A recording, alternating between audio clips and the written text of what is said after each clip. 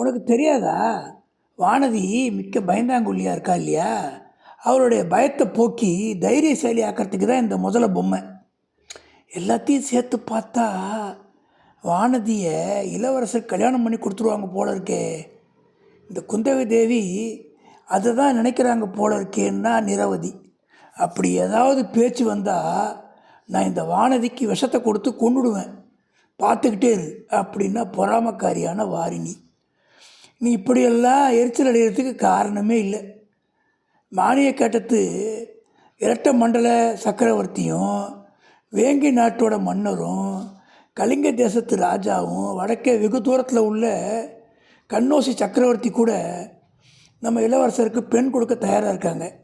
அப்படி இருக்க இந்த கொடம்புலூர் வானதியை யாரடி லட்சியம் செய்ய போகிறாங்கன்னா மந்தாங்கினி. நீ சொல்கிறபடி அந்த அரசர்கள் காத்திருக்கலாண்டி. ஆனால் நம்ம இளவரசர் இருக்கார், அவருக்கு விருப்பம் இருக்கணும்ல.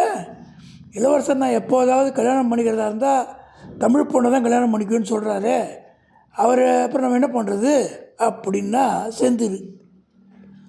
அப்படினாலும் மிகவும் நல்லதாக போயிட்டு நாம் எல்லோரும் சேர்ந்து தனித்தனியாக நம்ம கைவரிசையை காட்ட வேண்டியது தான். இந்த வானதியால் நடக்கிற காரியம் நம்மளால் முடியாமல் போயிடும். அவகிட்ட உள்ள மாயப்பொடியை நம்மக்கிட்ட இல்லையா என்ன, நம்மளும் முயலலாம் அப்படின்னா தாரகை. இப்படிலாம் இந்த பெண்கள் யோசிக்கிறதுக்கு ஆதாரமான நிகழ்ச்சி என்னென்னு நமக்கு தெரிய வேணும். என்னென்னா, இன்றைக்கி கிட்டத்தட்ட சுமார் 980 வருஷங்களுக்கு முன்னால், இது எழுதினது 1950.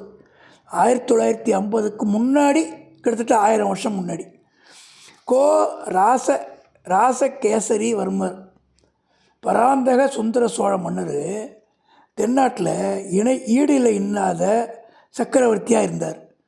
நம் கதை நடக்கிறதுக்கு காலத்துக்கு 12 ஆண்டுகளுக்கு முன்னே இவர் சிங்காசனம் ஏறினார். சென்ற 100 ஆண்டுகளாக சோழர்களோட கை நாளுக்கு நாள் அதிகமாக வளர்த்துக்கிட்டு வருது. சோழ ராஜ்யம் நாலா திசையிலும் பரவி வருது. என்னென்னு சுந்தர சோழர் பட்டத்துக்கு வந்த சமயத்தில் தெற்கேயும் வடக்கேயும் விரோதிகள் வலுப்பெற்றுட்டாங்க. சுந்தர சோழருக்கு முன்னால் அரசு புரிந்த கண்டராதித்த சிவபக்தியில் தெளித்து சிவஞான கண்டராதித்தர், அவர் மாறிப்போச்சு. சிவபக்தியில் இருந்தனால அவருக்கு அந்த பேர் மாறிப்போச்சு, புகழ் பெற்றார். அவர் ராஜ்யத்தை விஸ்தரிக்கிறதுல அந்த ஆர்வம் காட்டலை. கண்டராதித்தருக்கு பிறகு பட்டத்துக்கு வந்த அவருடைய சகோதரர் அறிஞர் ஓராண்டு காலம்தான் சிம்மாசனத்தில் இருந்தார்.